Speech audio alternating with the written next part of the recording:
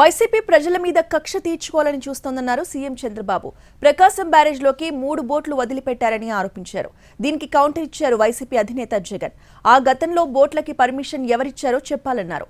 TDP గెలిచాక విజయోత్సవంలో బోట్లు పాల్గొనలేదంటూ మండిపడ్డారు.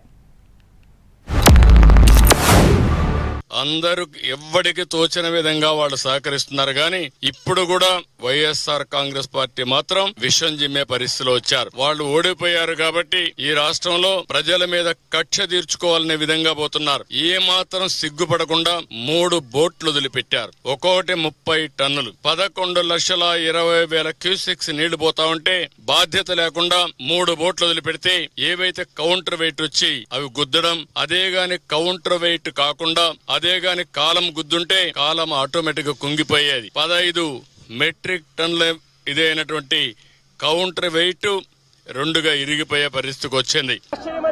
బోట్ల గురించి మాట్లాడుతా ఉన్నప్పుడు ఈ బోట్లన్నీ కూడా ఎవరు ఏని అడుగుతా ఉన్నా, ఈ బోట్లకు అన్నిటికీ కూడా ఎవరి హయాంలో పర్మిషన్ వచ్చింది అని అడుగుతా ఉన్నా. ఈ బోట్లన్నీ కూడా ఎవరి ప్రభుత్వం వచ్చిన తర్వాత 3-4 నెలల కిందట ప్రభుత్వం చంద్రబాబు నాయుడు గారిది వస్తే ఆ విజయోత్సవాలు చేసిన ర్యాలీలో ఈ బోట్లు వీళ్ళు లేరా అని అడుగుతా ఉన్నా. ఈ బోట్లలో ఉన్న వ్యక్తులు ఈ బోట్లు గత 4 నెలలుగా చంద్రబాబు నాయుడు గారితో కలిసి ఇసుక దోపిడీలో చంద్రబాబు నాయుడు గారితో కలిసి ఈ బోట్ల ఓనర్లు వీళ్ళందరూ కూడా భాగస్వాములు అయినారు. భాగస్వాములు కావడమే కాకుండా చంద్రబాబు నాయుడు గారు గెలిచినప్పుడు ఈ బోట్లతో విజయోత్సవాలు చేసుకున్నారు. ఇదే బోట్లో